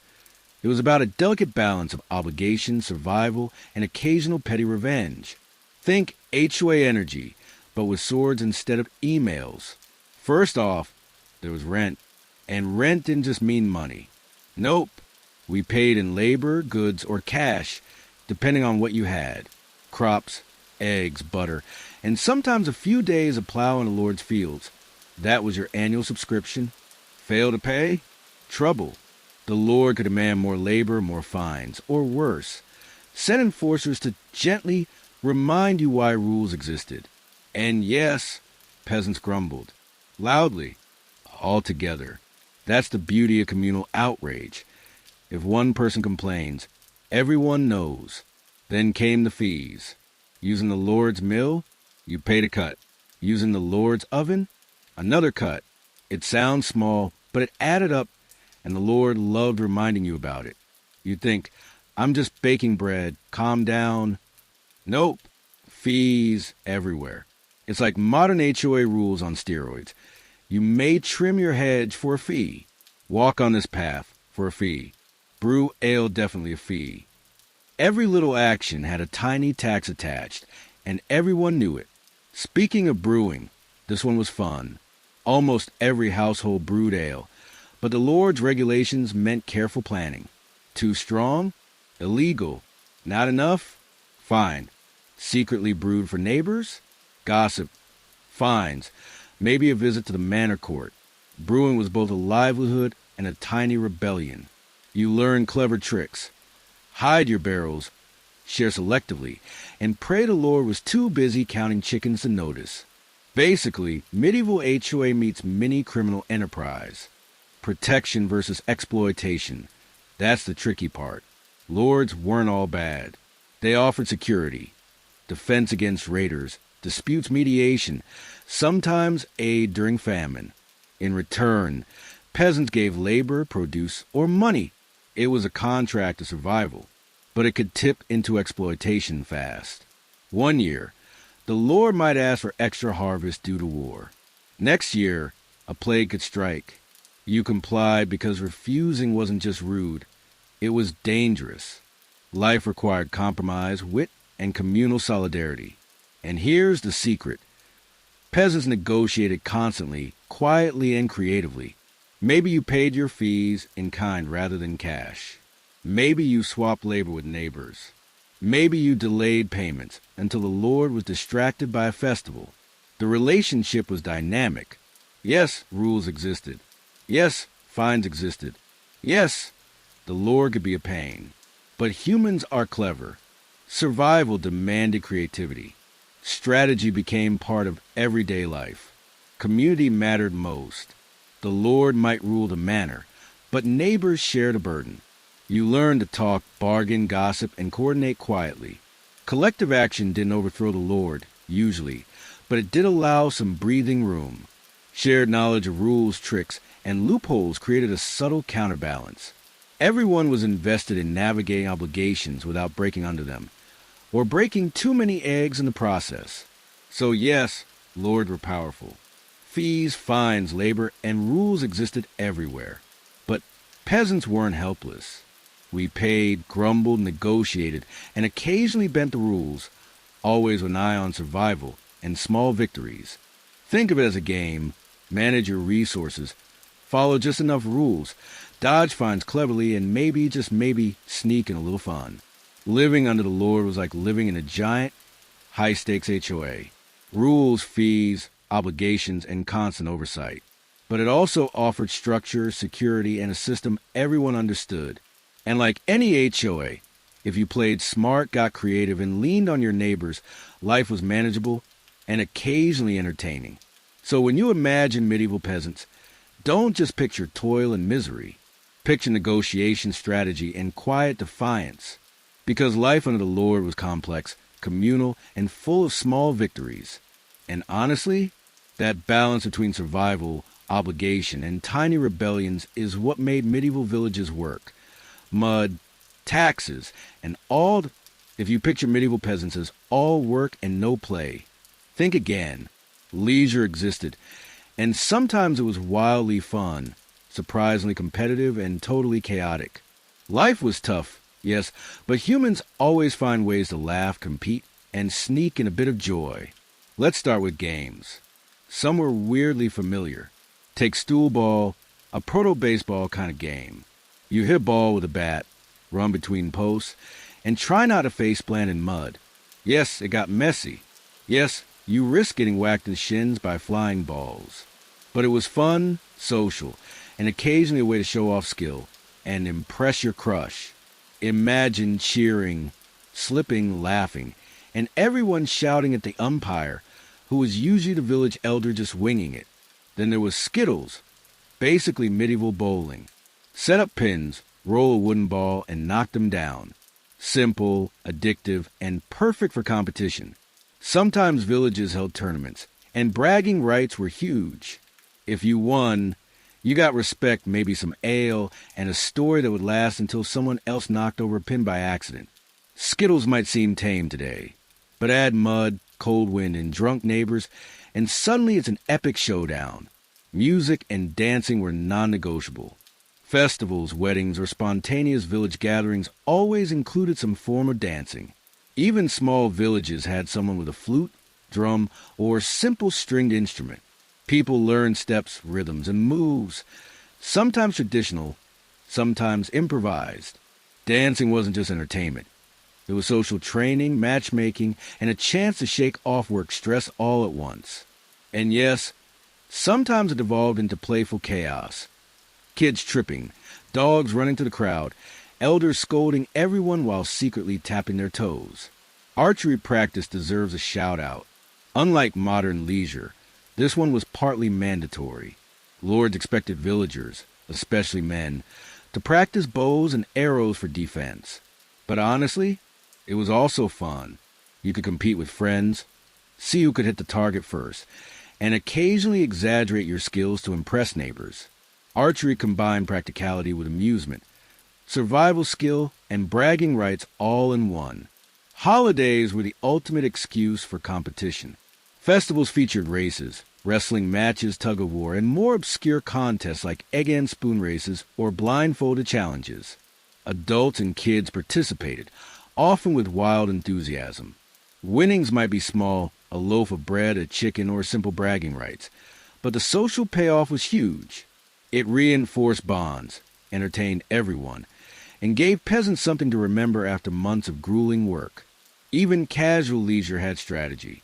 Games reinforced community hierarchy subtly. Skill earned respect, clever tricks earned gossip, and mischief earned laughs. You learned negotiation, sportsmanship, and how to survive a competitive, slightly chaotic environment. Fun wasn't separate from life. It was woven into survival and social cohesion. So yes, peasants worked hard, but they played harder than history lets on. Stool ball, skittles, archery, music, dancing, and festival competitions were part of life's rhythm. Fun wasn't a luxury. It was a necessity. It built relationships, relieved stress, reinforced skills, and occasionally sparked hilarious rivalries. In the end, medieval leisure was messy, social, and surprisingly structured. You couldn't escape work completely, but you could carve out moments of joy, competition, and chaos. Life was brutal, sometimes cold and occasionally boring, but games, music, and laughter made it worth living. And honestly, I'd take a stool ball match in mud over Netflix any day. Life in a medieval village might look peaceful at first glance, but crime was everywhere, and the ways people dealt with it were, let's say, colorful. You think HOA fines are annoying? Try getting caught for stealing wood and ending up in the stocks. Let's start with typical crimes. Wood theft was surprisingly common. Trees were valuable. Fires were essential, and lords hated it when villagers borrowed a log or two. Poaching was another biggie. Deer, rabbits, even fish in private ponds, taking them without permission to get you in serious trouble, sometimes punishable by death. And yes, illegal brewing of ale happened constantly. Almost every household brewed beer, but sneaking extra barrels for neighbors without paying fees, that counted as serious mischief. Gossip spread fast, and village courts loved a juicy case. Speaking of punishments, fines were the bread and butter option. You might pay in coins, goods, or labor. Mess up twice? Expect a bigger fine. Sometimes the lord mixed it up, a day of extra work, repairing fences, or fixing a mill. It wasn't just punitive. It was a way to reinforce social order. And of course, everyone loved to watch. Medieval punishment doubled as entertainment, much like your neighbor's HOA disputes, but with more mud and humiliation. Then there were the stocks and pillory. Public humiliation was a huge part of justice. Imagine sitting on a wooden bench, arms and head locked, while villagers laughed, jeered, and occasionally threw rotten vegetables at you. Stocks weren't just punishment. They were a community spectacle. People learned lessons by watching others squirm. It's Social Psychology 101 Medieval Edition. Prisons? Rarely used for peasants. Lords didn't want to waste space or resources on keeping someone locked up indefinitely. It was cheaper, faster, and more effective to fine, humiliate, or assign extra labor. Community involvement was key. Public punishment reinforced rules, spread gossip, and reminded everyone exactly why not to break the law. Despite harsh measures, justice wasn't random. There was structure. Offenses were categorized. Fines were set, and repeat offenders faced escalating consequences. Villagers often acted as witnesses, mediators, or part of the informal surveillance system. Gossip wasn't just idle chatter. It helped enforce rules and maintain order. Everyone knew the boundaries, and everyone knew what happened if you crossed them. Sometimes it got ridiculous, like petty disputes over fences or stolen turnips. But the system worked surprisingly well for a mud and timber world. Crime wasn't always about malice. Survival often motivated it. Stealing firewood, poaching, or brewing extra ale was sometimes necessary, sometimes mischievous, and sometimes plain clever. And villagers admired cleverness, as long as you didn't get caught. Punishment wasn't just correction. It was a public lesson, entertainment, and occasionally a chance for a little poetic justice. So life balanced crime and consequence carefully. Work, community rules, and survival created pressure points where mischief thrived. Fines, public shaming, and stocks kept people in line. Lords got their dues, peasants learned lessons, and gossip carried the moral of the story far beyond the courtroom. Justice wasn't neat or humane by modern standards, but it was effective, community-driven, highly visible, and unforgettable. In the end, medieval villages were complex ecosystems of work, gossip, obligation, and punishment. Crime was inevitable, yes, but the system ensured it didn't spiral out of control. Life was risky, rules mattered, and humiliation was just another part of village entertainment. And honestly, watching your neighbor endure the stocks while you sip ale sounds like a slightly better drama than most TV shows today.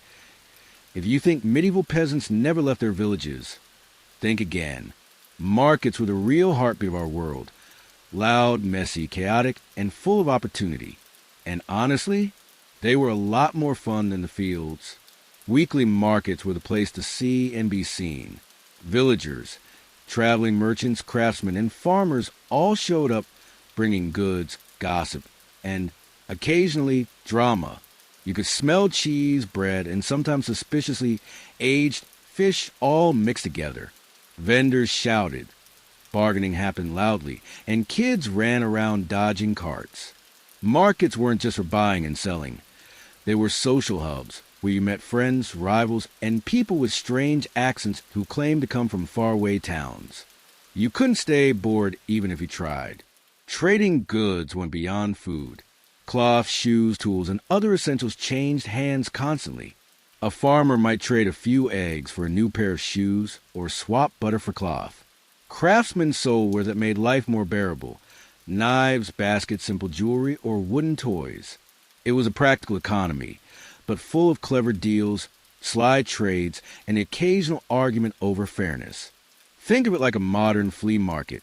But everyone knows your business, and there's a higher risk of being lightly threatened by a neighbor with a rolling pin.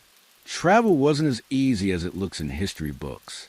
Roads were muddy, long-distance travel was slow, and permission was sometimes needed. You couldn't just hop on a cart and go visiting the next town without the Lord's blessing, especially if it was for business. But short trips to nearby markets? That was fair game. Peasants loved to stretch their legs, see the sights, and sneak in a little adventure.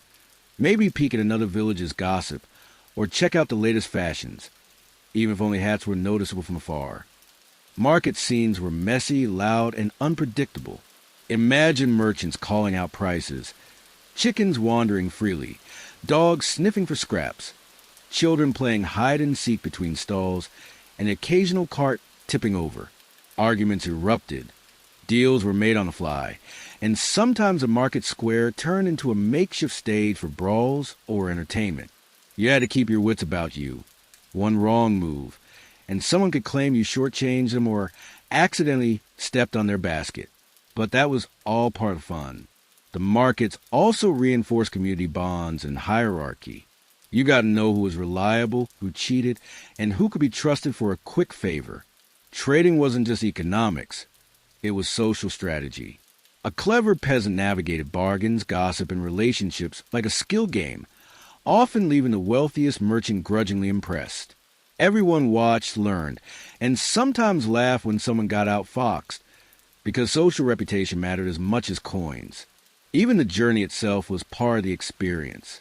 Walking through lanes, crossing streams, and navigating crowded stalls gave you time to observe, strategize, and entertain yourself.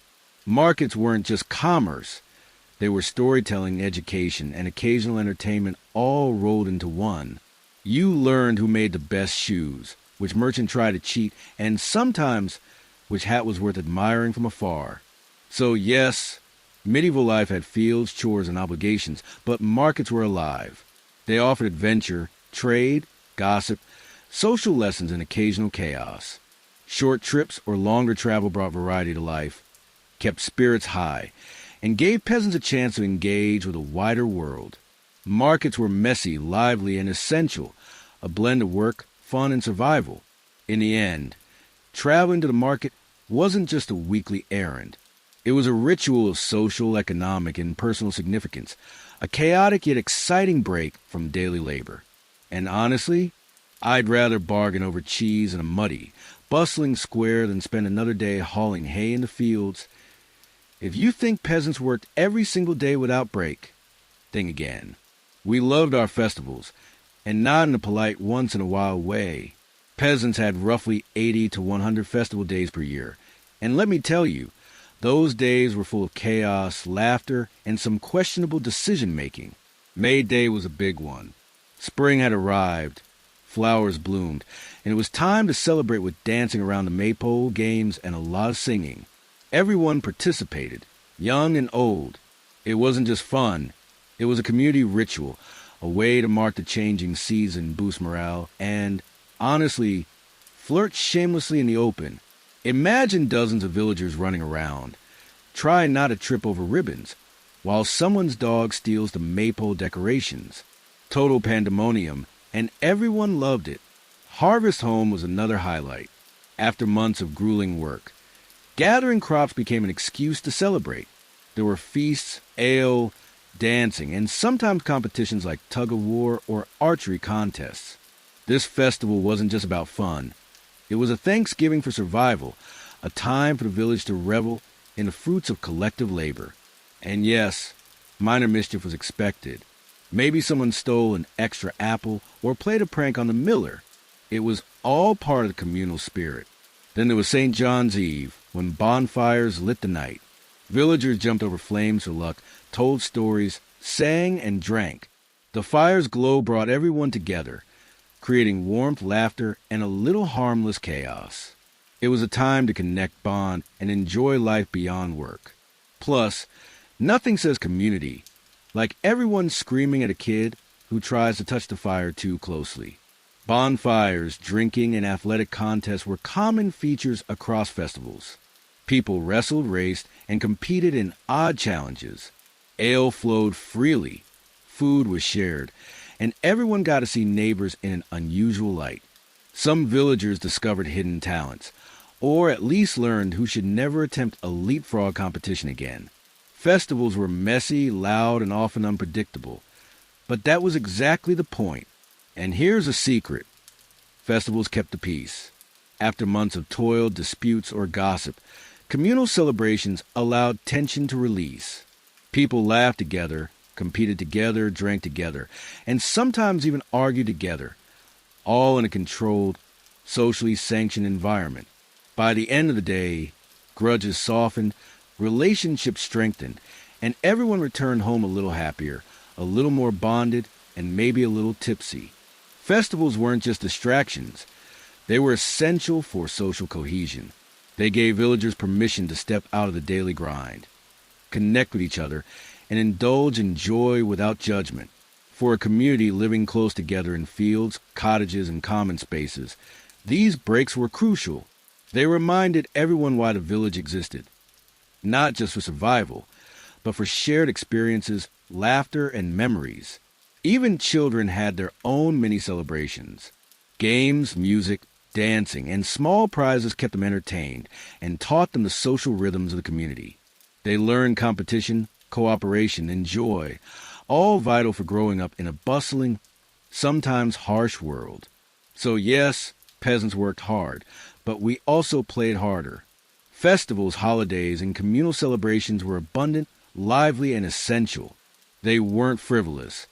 They were survival tools, community glue, and pure entertainment all at once. And honestly, I'd take a village bonfire with dancing, wrestling, and too much ale over another day of hauling hay any time. In the end, festivals were joyful rebellion against monotony, a socially sanctioned excuse to let loose, connect, and celebrate life.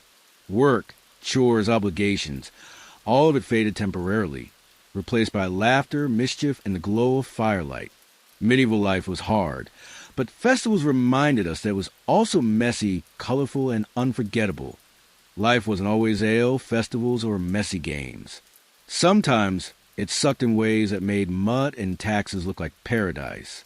Crop failures, disease, and famine struck like unwelcome guests, and everyone, rich or poor, had to cope. But here's the thing. Peasants were resilient, and the community often pulled through in ways historians sometimes forget. First, let's talk about crop failure. Fields didn't always cooperate. Droughts, floods, pests. Sometimes the grain just refused to grow. Imagine months of backbreaking labor reduced to empty baskets. Food scarcity wasn't just inconvenient. It could mean real hunger. But even in these years, the village didn't fall apart immediately. Neighbors shared, swapped, and rationed. Someone with extra root vegetables might trade with someone who had barley. The sense of shared survival was intense. Failure for one often meant disaster for all, so cooperation wasn't optional. Then came disease seasons. Illness spread fast, especially when nutrition was low and hygiene limited. Plagues, fevers, and infections could wipe out a portion of a village in weeks. Hospitals weren't a thing. Care happened at home, mostly from family or wise women. Herbs, poultices, and a lot of hope with a treatment plan. And yes, fear was constant. But communities relied on solidarity. Neighbors helped each other, nursed the sick, and sometimes even carried the ill to safer locations. Survival wasn't just personal, it was communal. Famine stories are particularly grim. Bread might run out, cattle might die, and small rations became the norm. But again, survival strategies existed. People ate what today might sound questionable. Root vegetables, weeds, or preserved foods kept some energy going. Bartering intensified. Eggs for bread, wool for cheese, or a bit of labor for grains. Everyone had to get creative. No shame in that. Resilience wasn't optional. It was survival. The most remarkable thing? Community support networks. Families, neighbors, and village elders coordinated aid, shared resources, and distributed labor. A sick person wasn't left alone. A hungry family wasn't abandoned. The community had its own informal insurance system. Gossip, observation, and collective memory helped ensure that support reached the right people. Villagers learned quickly that helping each other increased everyone's chances of surviving the worst years. And here's the heart of it, peasant resilience. Life was brutal, but humans adapted. Skills learned in good years. Cooking creatively, storing food, managing livestock, herbal remedies, became vital during crises. Festivals, games, and social bonds weren't just fun. They built cohesion that helped communities weather famine or plague. Humor, storytelling, and small acts of mischief didn't disappear. They became lifelines. Laughing through disaster might seem weird, but it helped morale, reinforced social bonds, and reminded people that life, even hard life, continued. Even when tragedy struck, peasants weren't helpless. They improvised, relied on each other, and sometimes outwitted misfortune. Those who survived learned lessons the next generation passed down: how to store grain, tend animals in harsh weather, and spot illness before it spread. Survival was both practical and social. Life taught you quickly, and the village taught you even faster. So yes, medieval peasants faced misery, disease, and famine, and these were terrifying realities. But they also had strength, creativity, and community. Survival wasn't guaranteed, but resilience made it possible. And honestly, that makes the peasants of history not just hard-working, but remarkably clever, tough, and adaptive, far beyond the stereotypes of mud, misery, and endless toil. In the end, the crisis years remind us that medieval life was a mixture of joy, struggle, and human ingenuity. Even when crops failed or disease struck, peasants leaned on each other, adapted, and found small victories in the chaos. And that, more than any festival or ale, was the real secret of survival. You've probably heard the story that medieval peasants were trapped on their manor forever, doomed to till soil until death. Cute story. The truth? Social mobility existed. It just wasn't common, and it required cunning luck or a very persuasive spouse. First, escaping the manor was a possibility. Towns offered opportunities that villages couldn't. Markets, crafts, and more specialized labor created options beyond farming. A clever peasant could become a baker, blacksmith, or cobbler in a nearby town. Sure, it required leaving family, taking risks, and surviving occasional tough city life, but it happened. Some people thrived in towns and never looked back at the fields, and they often brought gossip and fresh ideas when visiting their village again. Guild apprenticeships were another route.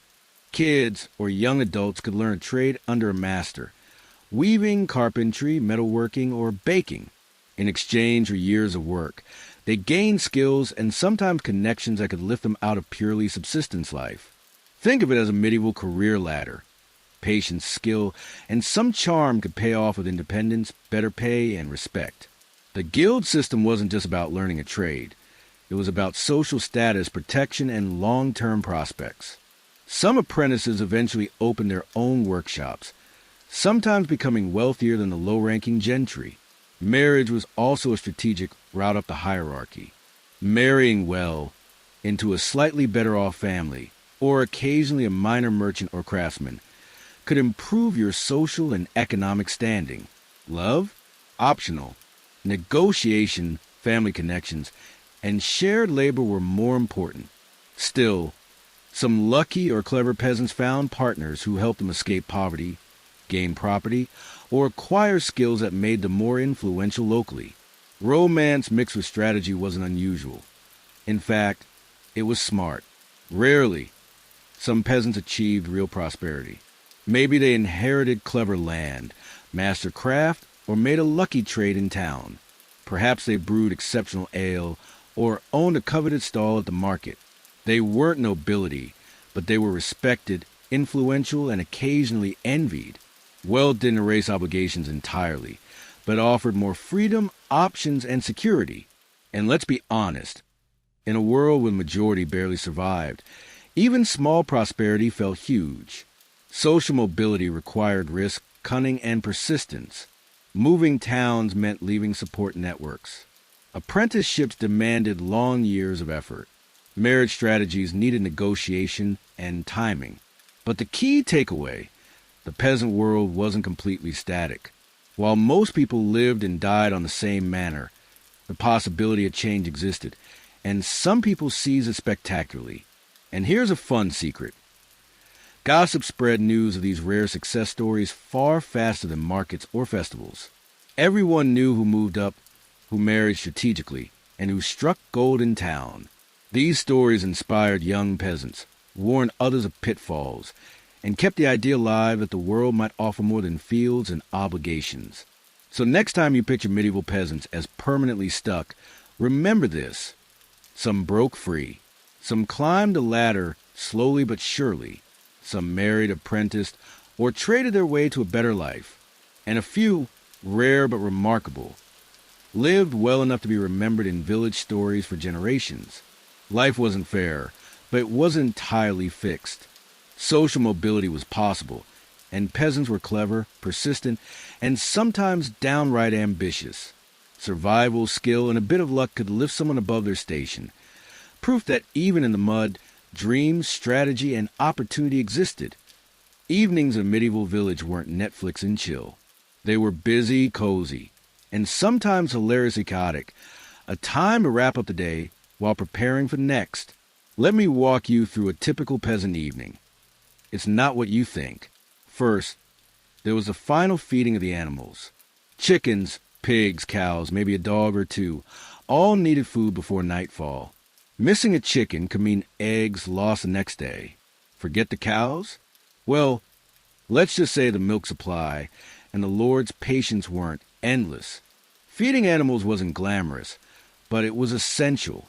And yes, slipping in mud or being chased by an annoyed pig was basically part of the fun. After chores, families gathered by the hearth. The hearth wasn't just a fire. It was the center of village life in miniature. Here, stories were told.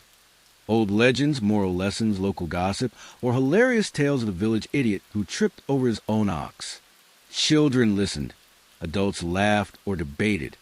And the warmth of the fire made the cold night outside almost tolerable.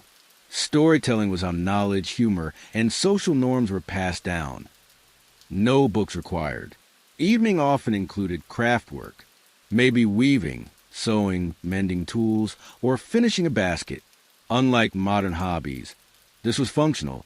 Your work directly affected survival tomorrow, but it also allowed creativity, pride, and even a bit of competitive showing off. Look at my stitch, someone might boast, and neighbors nodded knowingly. These moments of quiet productivity helped prepare for the next day and kept spirits engaged after laborious fieldwork. Then came the curfew bell. Most villages had an official bedtime, signaled by the church or manor bell. It wasn't strictly enforced like modern rules, but was a clear signal. Stop wandering, settle down, respect the rhythm of the village. Ignore it, and the night became a mix of gentle scolding from elders, suspicious looks, and a lot of whispered jokes. The bell wasn't just authority. It marked shared communal life, giving everyone a reason to pause, reflect, and prepare for sleep. Sleeping arrangements were cozy by necessity. Beds were limited, mattresses thin, and warm bedding in short supply. Families often shared beds, layering blankets or straw for comfort. Privacy was minimal, but community and warmth were maximized. Even bedtimes became social. Stories, whispered jokes, or small confessions to siblings and parents were part of the nightly routine. Everyone learned quickly how to navigate close quarters and the occasional snoring sibling, with humor and patience. Evenings could be surprisingly long. Sometimes, a bit of secret fun happened after chores were done. A quick game, extra storytelling, or quiet brewing experiments. Nothing illegal, usually, but enough to feel alive and human after a day dominated by work and obligations. These small moments balance labor with relaxation, keeping morale high and families connected. And here's the big takeaway. Medieval sleep wasn't just about rest. Evening structured life, reinforced community bonds, and allowed skills, humor, and stories to flourish. Work, chores, and survival dominated daylight, but the slow approach of evening created space for culture, comfort, and connection. Without it, the village would feel relentless. With it, life had rhythm, humor, and humanity. So yes, peasants went to bed tired. But evenings were alive with warmth, stories, craft, and a little chaos. Feeding animals, heart storytelling, craft work, curfew bells, and share beds were all part of the rhythm. Sleep wasn't just rest. It was a reward, the pause, and a quiet preparation for another muddy, messy, wonderfully chaotic day. Let's pause for a second and clear the air. History loves painting peasants as muddy, miserable, endlessly oppressed machines of toil. Spoiler alert, that's not the full story. A lot of those ideas, complete myths. Let me set the record straight. First, we weren't constantly covered in filth. Sure, the work was dirty, plowing fields, feeding animals, hauling water, but personal hygiene existed. Baths were occasional, sure, but not unheard of. People washed with tubs, rivers, or communal bathhouses when possible. A medieval peasant might not have been a spa aficionado, but the image of someone perpetually caked in mud and grime? Exaggerated. We got clean when we could, and honestly, it made chores more bearable. Second, we didn't work every minute of the day. Work was cyclical, seasonal, and dependent on daylight. Harvests and plowing demanded long hours, yes, but there were breaks, communal meals, festivals, and downtime. We ate, joked, and occasionally goofed off. Gossip, games, storytelling, and small creative tasks filled much of the non-working time. Life wasn't endless labor. It was a rhythm of work, rest, and socializing. Third, not every peasant was universally oppressed. Lords could be strict, taxes existed, and rules were real, but many villagers exercised clever negotiation, mild rebellion, and social influence. We weren't powerless. We found loopholes, shared resources, and sometimes outsmarted authority. Obligations were real, but resilience and wit mattered just as much as strength or endurance. Fourth, many peasants had surprising personal freedoms. Choice in marriage within reason, involvement in festivals, guild apprenticeships, crafting, brewing, and even small-scale trade offered autonomy. Life was tough, but it wasn't devoid of agency. Decisions about daily chores, household management, social interactions, and minor rebellions allowed peasants to assert personality and creativity. The medieval equivalent of saying no to the HOA on paint colors, but with slightly higher stakes. Finally, let's talk diet. Contrary to popular belief, peasants often ate better than industrial-era workers centuries later. Bread, pottage, vegetables, eggs, occasional meat, and fermented drinks formed a reasonably nutritious diet. Sure, famine years were harsh, and variety depended on season, region, and wealth, but life for a medieval peasant was not constant starvation. Compared to 19th century factory workers surviving on watery gruel, peasants had decent sustenance, energy, and sometimes even treats. So why do these myths persist? Because stories like peasants lived in filth and misery are easy to sell. Dramatic, visual, and simple.